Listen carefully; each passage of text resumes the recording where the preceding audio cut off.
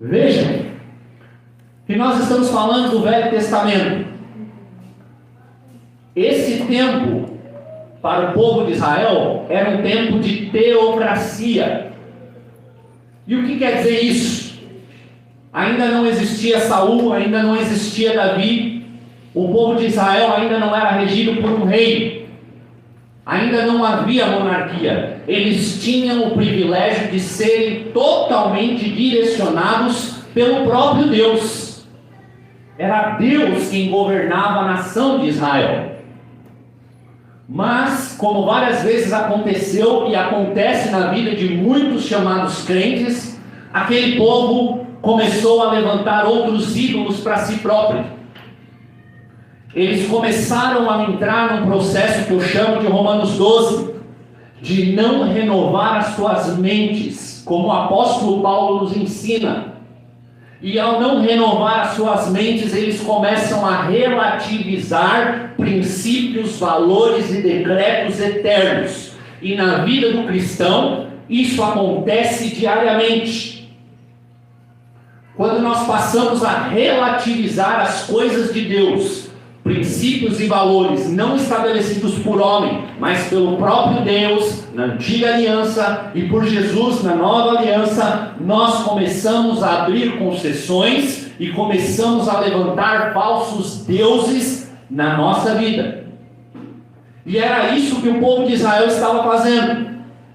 Pela manhã, é como se eles buscassem o Senhor numa igreja. Imagine a vida de um cristão. Vai na igreja pela manhã, adora ao Senhor, está ali no tempo de oração, pede oração, conversa com os irmãos, compartilha a sua vida, mas à noite, esse mesmo crente entra então num terreiro de umbanda. E nada contra nenhum tipo de religião, cada um vai aonde se sente bem. Mas é como se um crente, chamado crente, pela manhã fosse à igreja e à noite estivesse ali, batendo um tambor, fumando um charuto e fazendo os rituais das religiões africanas. Então é exatamente o que está acontecendo com o povo de Israel. E o texto vai dizer que eles são punidos, porque eles estavam cometendo um tipo de prostituição espiritual. E a igreja dos nossos dias tem vivido assim.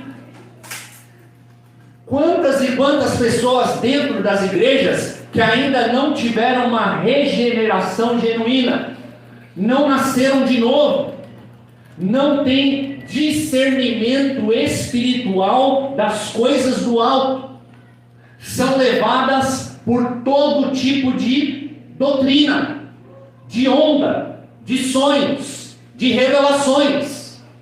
Da onde está a unção?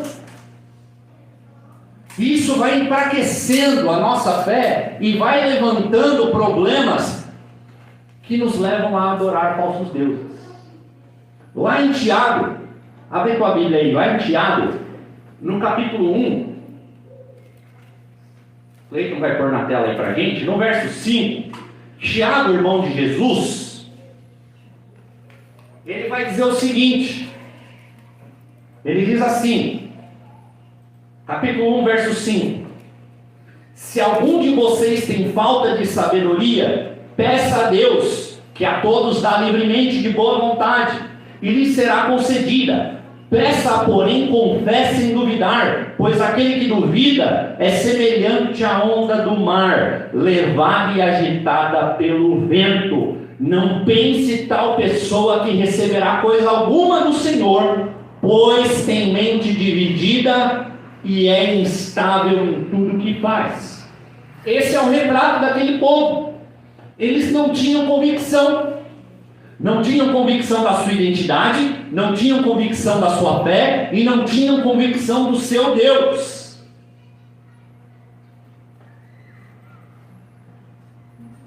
Existe um tipo de evangélico entre nós que eu denomino como crente camaleão. Na igreja ele é uma coisa, na casa dele ele é outra coisa, na faculdade ele é outra coisa, no trabalho ele é outra coisa. Ninguém sabe quem é ele na verdade. Ele tem uma postura, quando está na frente de certas pessoas, E uma outra postura completamente diferente quando ele está na presença de pessoas não crentes. Ali ele se sente livre para agir da forma que ele quer. Querido, tome muito cuidado, porque esse povo estava perecendo. Porque eles não tinham identidade. Eles eram cristãos dúbios. Eles eram pessoas de uma fé volúvel. Seja você. Não queira agradar a todo mundo. Tem gente que vive no mundinho de ilusão que todo mundo vai gostar dele. O apóstolo Paulo fala que quando ele era criança, ele gostava das coisas de criança. Mas agora ele é um homem. E por ser homem, ele está com responsabilidades. Você é um ministro do Evangelho. Diz aí para a pessoa do seu lado. Você é um embaixador de Cristo. Você é a Bíblia que as pessoas estão lendo aqui na terra. Quando elas olham para você, elas veem a figura de Jesus. Quem é você? Quem é você? Então nós vemos aquele povo perecendo. E muitos cristãos estão perecendo. Pastor, minha vida não vai para frente, as coisas não acontecem, ora eu estou bem, ora eu não estou bem. Por quê? Porque talvez você tenha levantado ídolos, paradigmas, sofismas na sua cabeça, alguns colocados por você e outros por homens de má fé, que fizeram com que você desviasse da fé genuína. Então fica aqui o primeiro alerta. E aí nós vemos que aquele povo estava extremamente empobrecido. E lá no verso 11, o texto vai dizer, lá no verso 7, o texto vai dizer o seguinte: quando os israelitas clamaram ao Senhor por causa de Midian, ele lhes enviou um profeta que disse: assim diz o Senhor, o Deus de Israel, tirei vocês do Egito, da terra da escravidão, eu os livrei do poder do Egito e das mãos de todos os seus opressores, expulsei-os e dei a vocês a terra deles, e também disse a vocês: eu sou o Senhor, o seu Deus, não adorem os deuses dos amorreus, em cuja terra vive, mas vocês não me deram ouvidos. Então, o que acontece? Deus envia um profeta para falar ao seu povo. E é esse o papel que todo pastor faz, todo profeta faz.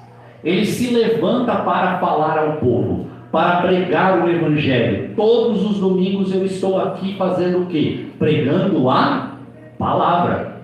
Porque o Senhor me enviou como um profeta para falar para você, para ministrar o teu coração, para ensinar você, ou reensinar, ou te relembrar os princípios da palavra de Deus. Então, eles estavam empobrecidos, eles estavam escondidos, eles estavam com medo. E eles começam a clamar ao Senhor. Você conhece pessoas assim nesses dias?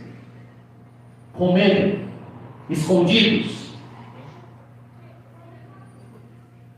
Na sexta-feira eu fui fazer uma visita para um irmão querido, que não é irmão, um homem querido, chamado Jaime. E o Jaime está internado lá no hospital Dante Pazanese. E eu fui lá. Porque às vezes as pessoas pensam que ser pastor é ficar tomando café com os outros e ir em lugar legal. Eu vou em bastante lugar legal, com o meu dinheiro, viu, querido? Não é com o seu, não. Mas eu fui lá fazer a visita àquele homem por causa dos meus queridos Fábio e Luciana, que devem estar nos assistindo lá de Portugal, porque ele é pai da Luciana. E eu cheguei lá, hospital é hospital, né, gente? Cheguei lá, ele estava deitadinho no quarto, está com problema numa válvula no coração, e eu vi lá aquele homem debilitado, deitado, respirando com CPAP, esperando uma cirurgia. E os médicos não conseguem fazer a cirurgia porque eles têm tido crises de medo. Ele está com tanto medo que os médicos não conseguem fazer a cirurgia nele. E a filha, que é a pastora Luciana, me mandou a foto do pai 3 meses antes. é irreconhecível. Não parece ser a mesma pessoa. E quando eu cheguei lá, chegamos Elaide e eu, minha esposa, eu comecei a falar com ele, fazer algumas perguntas para ele, onde ele morava, mora lá em Santos, da vida dele, do processo dele de vida. E ele ia me falando, conversando comigo. E eu perguntei para ele logo, né? Eu sou uma pessoa direta. Disse para ele assim: seu Jaime,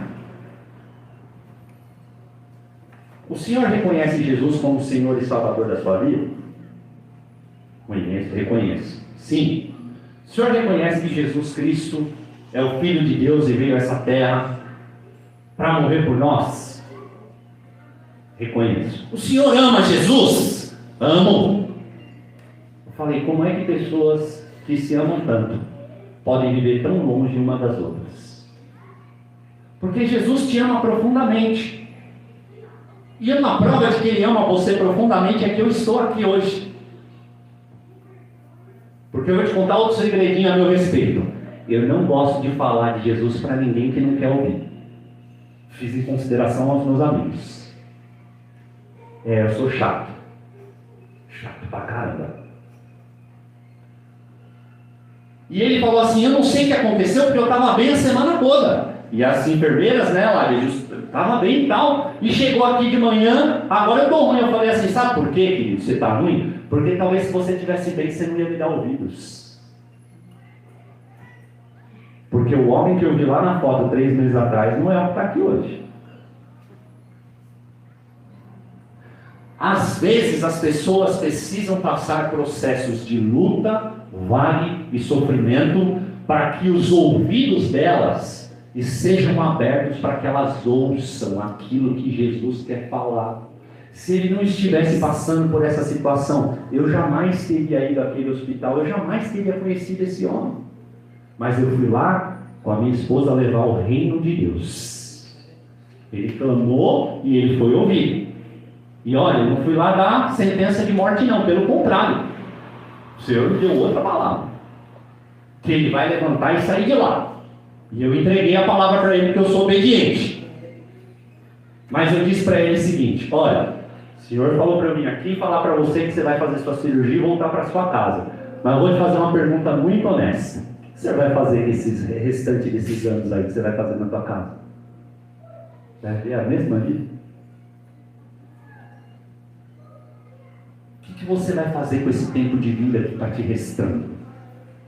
Você vai levantar falsos deuses ou vai adorar a Jesus de todo o teu coração, alma e entendimento? Para que a sua vida seja uma vida mais próspera, mais abençoada, mais significativa. Deus levantou um profeta para falar com aquele povo. Mas e para Gideão? Verso 11. Como é que foi com Gideão? Então o anjo do Senhor veio e sentou-se sobre a grande árvore de Obrã, que pertencia à bezerrita Joás. Gideão, filho de Joás, estava malhando o trigo num tanque de prensar uvas para escondê-lo dos midianitas.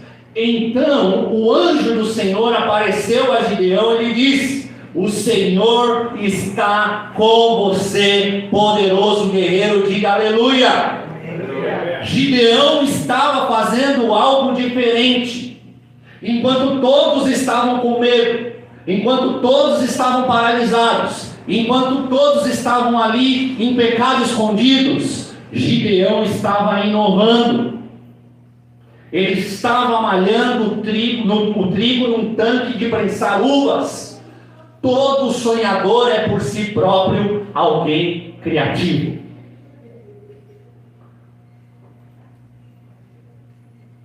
Veja que, ao mesmo tempo que um profeta aparece e fala ao coração de crentes daquela época que eram inconstantes e estavam com medo e aflitos, o anjo do Senhor, o próprio Jesus, porque no Velho Testamento, quando aparece o termo o anjo do Senhor, é chamado na teologia de teofania. Era a forma que o Senhor Jesus se apresentava no Velho Testamento.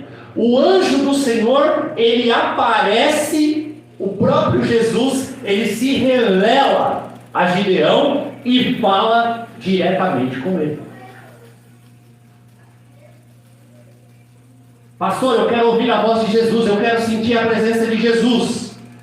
Mas tem um profeta falando com você aqui toda semana.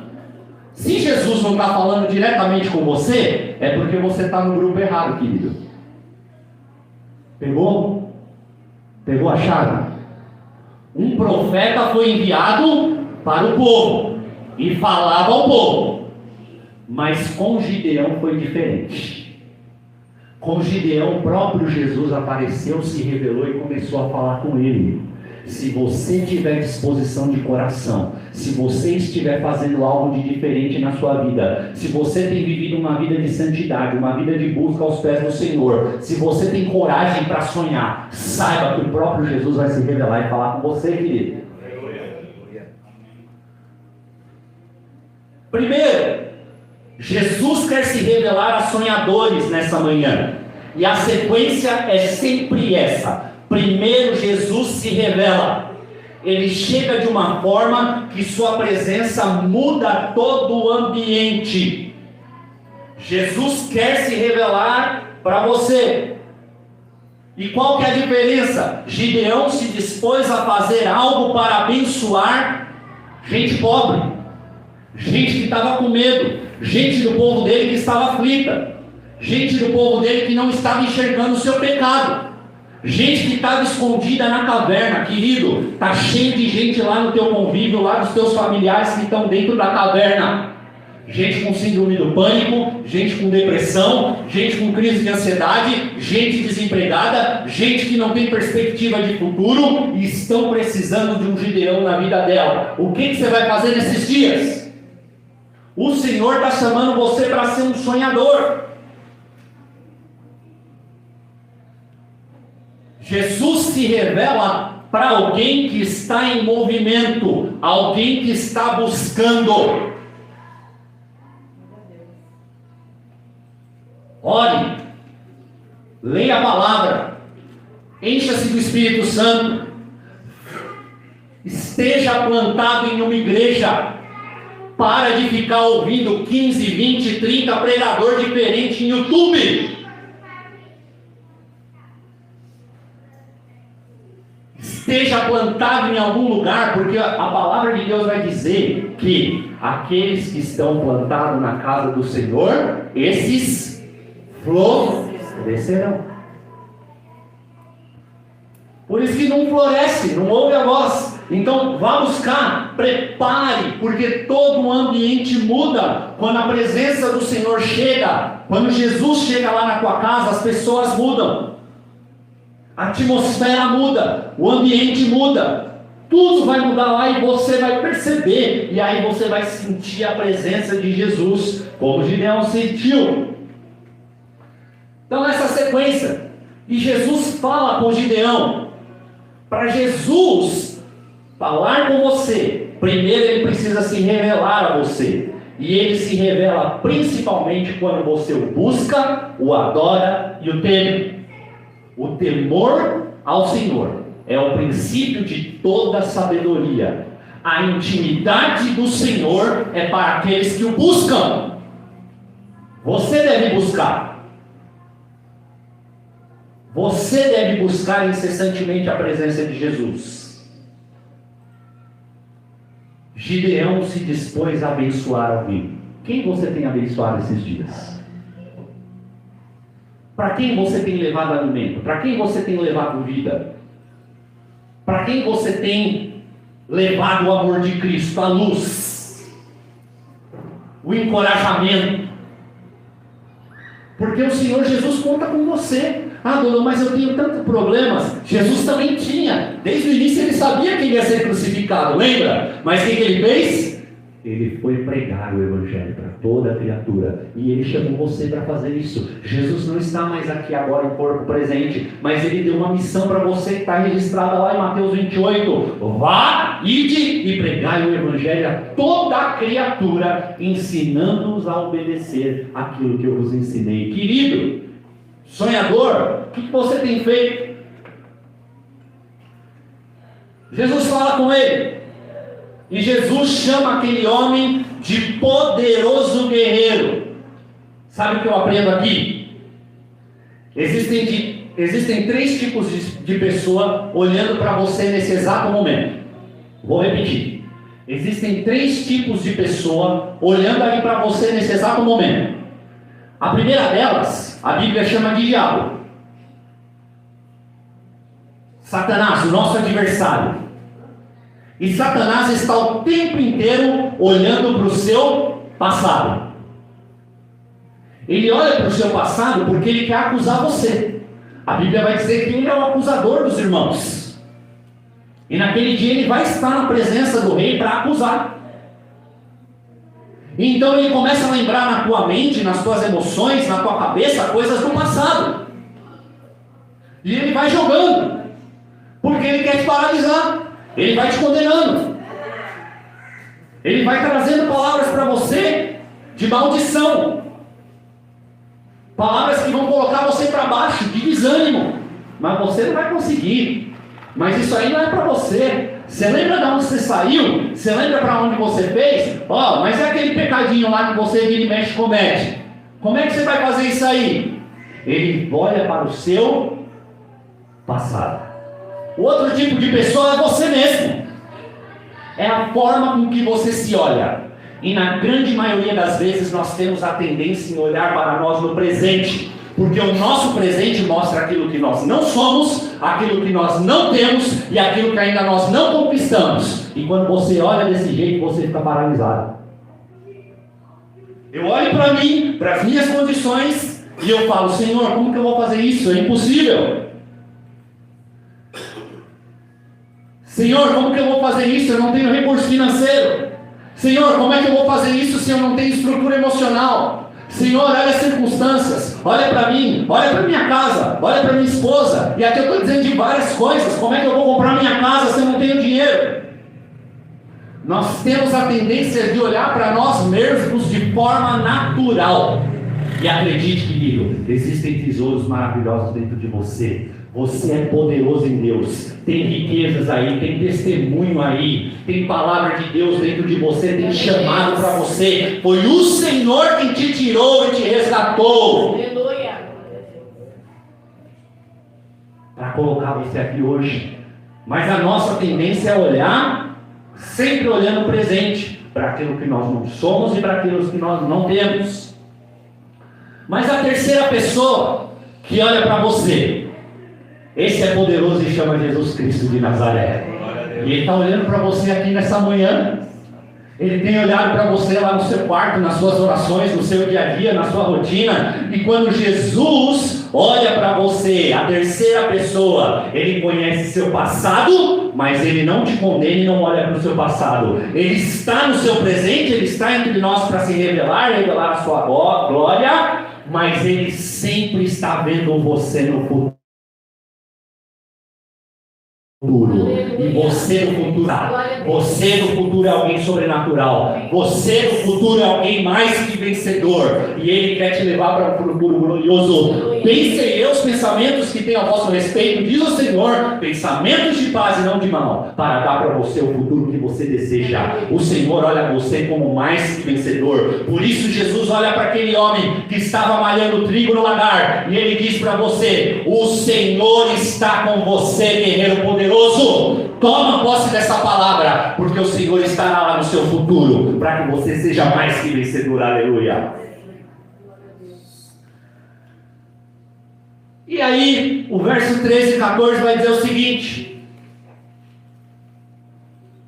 Gideão olhando para o seu presente, para o seu passado: ah, Senhor, se o Senhor está conosco, por que aconteceu tudo isso? Onde estão todas as maravilhas que os nossos pais nos contam, quando dizem: não foi o Senhor que nos tirou do Egito, mas agora o Senhor nos abandonou e nos entregou nas mãos de Midian. O Senhor se voltou para ele e disse: com a força que você tem, vá libertar Israel das mãos de Midian. Não sou eu quem está te enviando? Com a força que você tem. Repete para a pessoa do seu lado. Com a força que você tem. O que quer dizer isso, querido? Gideão parece muito com a gente, né?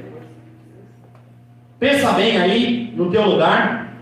Quantas vezes você sentiu a presença do Senhor na sua vida? Quantas vezes o Senhor Jesus se revelou a você? Quantas vezes Ele se revelou a você na sua casa, nas suas orações, em várias circunstâncias que você passou na sua vida, de adversidade, de vales, onde você precisava de um milagre, e o Senhor se revela ali a você de forma poderosa. Quantas vezes isso já aconteceu? Quantas vezes o Senhor já falou diretamente ao seu coração, através de pessoas, através da palavra, através de pregações que foram feitas, que tocaram o seu coração? Quantas vezes muitos aqui ouviram a própria voz de Jesus falando com eles? Gideão viu Deus face a face. Gideão ouve as palavras da boca do próprio Deus, mas mesmo assim, ao invés de simplesmente adorá-lo, glorificá-lo e segui-lo, Gideão vem com questionamentos. E é assim que a gente é. Cara, para pensar. Você está numa igreja abençoada, num processo abençoado, com gente abençoada, num projeto estrondoso para impactar todo esse bairro. O Senhor está falando com você, Ele fala com você no louvor, Ele fala com você na oração, Ele fala com você aqui nesse tempo. Você sente desejo de estar aqui, mas mesmo assim você ainda tem questionamentos. Será que vai dar certo? Será que é isso aqui mesmo? Será que Deus vai me usar? Será que eu vou ser alguém, um agente de bênção, salvação? Querido, cuidado com seus questionamentos. Quem é você, criatura, para questionar? E a minha missão nessa terra, como pastor, dizer isso para minha esposa essa manhã, é transformar o óbvio em claro. Porque tem muita coisa que é muito óbvia, mas as pessoas não veem. E eu estou falando de você. Não é de ninguém que está aqui, não. A minha missão é fazer algo claro, algo que é óbvio. A minha missão é fazer que seja claro.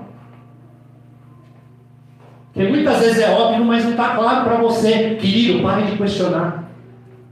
Será, Senhor? Pare de olhar para o seu presente, comece a glorificar, comece a dar glória a Deus, comece a engrandecer o nome de Jesus, comece a dizer para Ele: obrigado, Senhor, muito obrigado por isso, tenha um coração agradecido. Comece a olhar para Jesus, comece a lembrar, traga à memória aquilo que te traz esperança. Por isso que a nossa pastora vai trazer aqui o poder da renovação da mente feminina, poder da mente feminina, porque as mulheres estão o tempo inteiro ouvindo vozes. Não vai dar, não vai conseguir, não vai chegar. Será que é Jesus mesmo? Cuidado com seus questionamentos infantis, porque toda vez que você vem com um questionamento infantil, o Senhor Jesus sabe que você não está preparado para outras coisas maiores. Por que eu não vivo isso, Senhor? Por que eu não dou um carro na mão do meu filho Kevin de 7 anos? Não é óbvio, mas vou esclarecer. Porque ele tem 7 anos, ele não pode dirigir. É contra a lei. Senhor, por que eu não tenho uma casa na praia? Que se eu dar a casa na praia, você para de vir ao culto. Você para de buscar o Senhor. Por que eu não tenho uma BMW? Porque ele sabe que o dia que você tiver uma BMW, você vai lá atrair sua esposa. Estou deixando óbvio e claro para você, porque o Senhor vê seu passado, seu presente, seu futuro e a sua estrutura. Eu estou falando de coisas aqui espirituais. Prepare-se. Pare de fazer questionamentos infantis. E aí, depois de Jesus ter dito isso para ele, Jesus fala: com a força que tu tens. E quando eu ouço esse com a força que tu tens, eu me lembro daquela passagem de Mateus 14, quando os discípulos chegam para Jesus. Lembra daquela passagem da multiplicação dos peixes e dos pães? Vai dizer assim: eu não lembro o verso agora, mas é em Mateus 14, que diz que ao cair da tarde, os discípulos aproximaram de Jesus e disseram: esse é um lugar deserto, e já está ficando tarde. Mande embora a multidão para que possam ir aos povoados comprar comida. E aí Jesus dá a mesma resposta que ele disse para Gideão: vai com a força que você tem. Dá vocês mesmo, não é mister? Alimentem a multidão. Em outras palavras, Jesus está dizendo para você: você não está percebendo que eu estou aqui do teu lado? Você não está percebendo que eu estou contigo? Você não está percebendo que não é sobre o que você tem ou deixa de ter? Você não está percebendo que é eu que estou fazendo um milagre na tua vida? E quando você for por mim, você vai ser abençoado. Eu vou fazer os milagres acontecerem. Eu vou fazer a provisão vir. Eu vou fazer você se tornar um guerreiro de fé. Eu vou multiplicar os pães e os peixes lá na sua casa. Eu vou fazer descer o sobrenatural para que você creia que eu sou o seu Deus. Vai com a tua força. Jesus sabe que por si só, que os seus recursos não são suficientes. Jesus sabe que você não é forte bastante, mas Ele quer ver você ter fé o suficiente para dar o primeiro passo. Sabe, irmão, quando nós damos o primeiro passo, chaves espirituais começam a nos ser dadas. Quando nós damos o primeiro passo, portas sobrenaturais começam a ser destravadas em nossas vidas para que os milagres cheguem até nós. Estava todo mundo se escondendo, estava todo mundo com medo, ia todo mundo morrer de fome, mas Gideão deu um passo. Ele começou a malhar o trigo no lagar, escondido. Ele fez algo, ele deu um passo. Quer comprar tua casa? Dá um passo. Dá um passo de fé. Quer casar? Dá um passo de fé. Outro dia os irmãos ficaram surpreendidos comigo com a Eladia. Ele estava fazendo o de campo. E aí estava lá o Cristiano, o Rafael, com as meninas, com a Mary, né? Com a Ingrid, que está assistindo a gente. E aí, num determinado momento, eu ensinei para eles um princípio. Falei para eles: olha, eu vou mostrar uma coisa para você. Na realidade, a Eladia que lembrou. E aí, ela foi buscar, né? A Eladia, ela tem sempre essa bênção de falar para mim: as minhas coisas eu acho de olho fechado. Você sofre isso lá, esse bullying na sua casa? E aí ela foi e buscou aquele plástico e ela retirou um papel que era uma carta. E nessa carta de 2008 estava descrito, em março de 2008, o apartamento que nós queríamos. Nós fizemos uma carta para Jesus: Senhor, eu quero um apartamento que seja entre o Parque do Carmo e o Canão, um apartamento de 3 dormitórios, que tenha os pisos brancos, os pisos da sala de madeira, tem que ter um banheiro assim, tem que ter isso, tem que ter isso, tem que ter vaga na garagem, tem que ter isso, tem que ter aquilo, que seja de 100 mil até 200 mil, e que eu não precise dar nada de entrada. No dia 16 de agosto de 2010, eu estava entrando nesse apartamento, para honra e glória do Senhor. 6 meses, na realidade, eu falei errado a data. Em março de 2010, eu me casei no dia 28 de agosto de 2010. Tá chegando, hein? Tá chegando. Dia 16 eu estava dentro desse apartamento. Por quê? Porque eu dei um passo de fé, junto com a minha esposa. Sabe qual foi? Ah, você deu R$1.000, você deu dinheiro? Não, eu escrevi uma carta para Jesus. Porque quando eu escrevi uma carta, eu estava dizendo no meu mundo espiritual: eu acredito nisso aqui. Eu acredito que o Senhor tem todo o poder. Eu acredito que o Senhor pode trazer à existência as coisas que não são como se já fossem, que eu não tenho condições, mas o Senhor pode me dar. E eu lembro quando eu cheguei na frente da casa, tem muitos detalhes desse testemunho, de um ponto. Nós chegamos na frente da mulher, da gerente, da Caixa Econômica, o apartamento era 116 mil. E ela disse assim: quanto vocês têm para dar? E eu disse: nada. Onde eu assino? E ela falou: mas vocês não têm nada. Mas nada não dá. Mas dá. Vou fazer um esquema aqui que vai dar certo. E aí, minha esposa trabalhava na Nextel naquela época, e ela tinha um fundo de garantia bem baixinho, né? Acho que era R$4.000. E aí minha esposa falou, vou dar os R$4.000, mas na realidade acho que nem precisou. Só para documentação. A gente comprou o apartamento, todo financiado.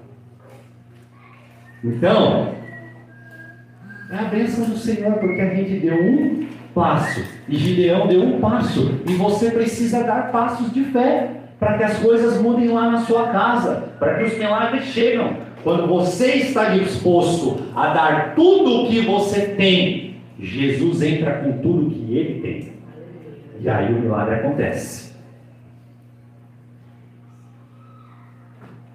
E lá no capítulo 7, a história continua. Lembra que o povo estava escravizado pelos midianitas. E aí o que acontece? Lá no capítulo 7, o texto vai dizer, tem título aí na sua palavra, na sua Bíblia? A vitória de Gideão. O Senhor quer liberar a vitória para você nessa manhã. Vou repetir, você não viu. O Senhor quer liberar a vitória para você nessa manhã. Receba. Eu sei que o Espírito Santo está trazendo coisas no teu coração desde a hora que eu comecei a falar. É isso aí mesmo. É sobre isso que o Senhor quer falar com você.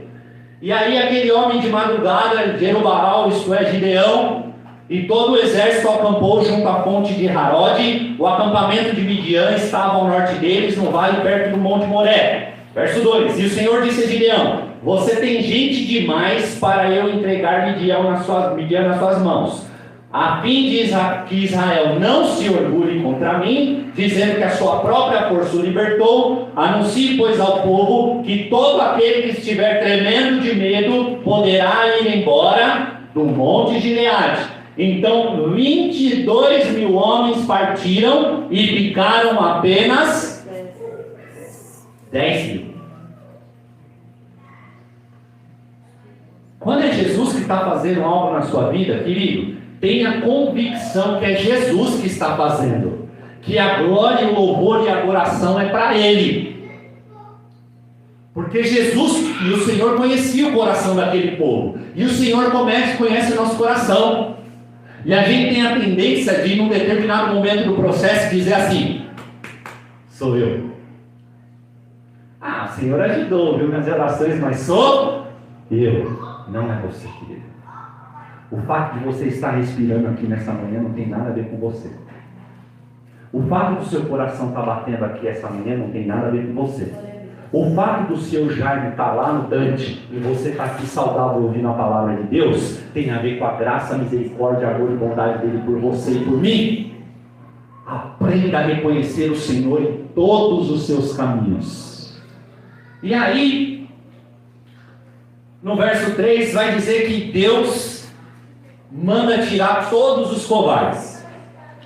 Quem são os covardes da sua vida? Quem são os covardes lá que estão andando ao redor de você na sua caminhada? Os covardes são os sem fé. Aqueles que não têm a mesma missão e propósito que você. O Senhor te chamou com um propósito e para uma missão. Quem está rodeando você lá na tua casa, na tua família, que não tem propósito e missão? Quem são os covardes? Tire os covardes da sua intimidade. Tire os relativadores da frente da sua face. Tire aqueles que não creem que o Senhor Jesus é o Senhor e Salvador da sua vida, porque eles vão trazer problema para você. E aqui fica essa lição para nós. Ah não, eu tenho muitos amigos, pastor. Um me ajuda aqui, outro me ajuda ali, outro quando eu preciso faz isso, faz aquilo outro. Então o crédito está ficando para eles e para você. Tem muita gente te rodeando, que são covardes. E o Senhor está mandando nessa manhã, presta atenção, você tirar da sua vida. Faz um pente fino lá.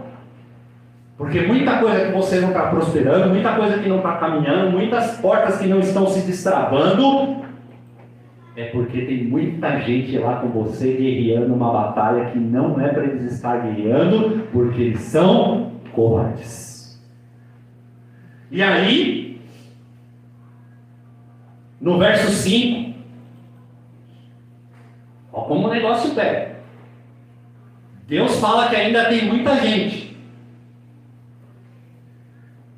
E aí no verso 5 ele fala assim: assim Gideão levou os homens à beira d'água, e o Senhor lhe disse: separem os que beberem a água, lambendo-a como faz o cachorro, daqueles que se ajoelharem para beber.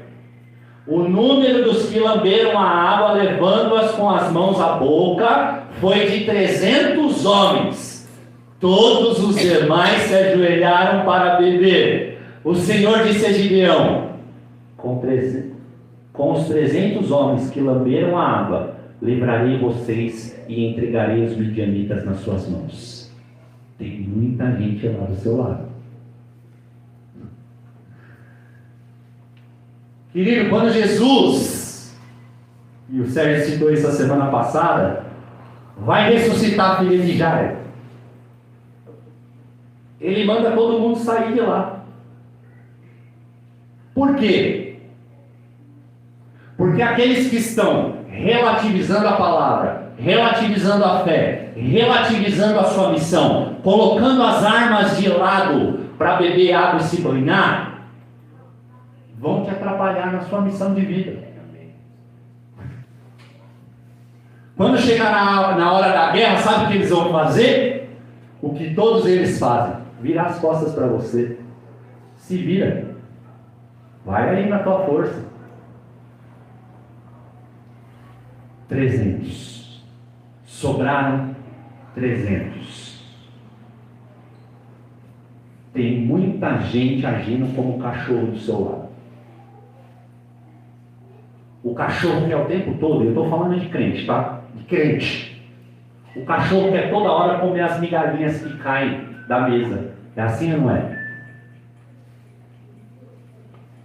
Ele está na igreja ali sempre para receber uma bênção. Quero sentir um rolê. Ah, esse pastor tem uma palavra tão linda. Não estou todo, não é chato. Esse pastor é tão inspirador. Que bênção, ele só fala o que eu quero ouvir. Olha só. Cachorrinhos comendo as migalhinhas da mesa, sabe por quê? Porque para ser filho você tem que estar bem vestido. Para ter filho você tem que estar bem tratado. Para ser filho você precisa sentar à mesa do Senhor. E para sentar à mesa do Senhor, para receber os milagres do Senhor, não pode ser de qualquer jeito, querido. Abandone a sua vida de cachorro. Torne-se filho de Deus. Porque você foi chamado para ser herdeiro, príncipe, nação santa, sacerdócio real, povo escolhido de Deus. Você não foi chamado para comer as migalhas. O Senhor tem uma mesa de banquete preparado para você. Aleluia, Deus. Ele prepara essa mesa de banquete, deita o óleo sobre a sua cabeça e o seu cálice transborda. Porque é Ele que está contigo. Assuma a sua identidade de filho e sonhador, porque você vai mudar a história da sua vida e vai mudar a história de todas as pessoas que estão ao seu redor. E você vai mudar a história daqueles que estão comigo, porque você é uma bênção. E lá no verso 9 vai dizer que assim como eles gritaram e soaram a trombeta, o Senhor deu a vitória de Deus. Aleluia.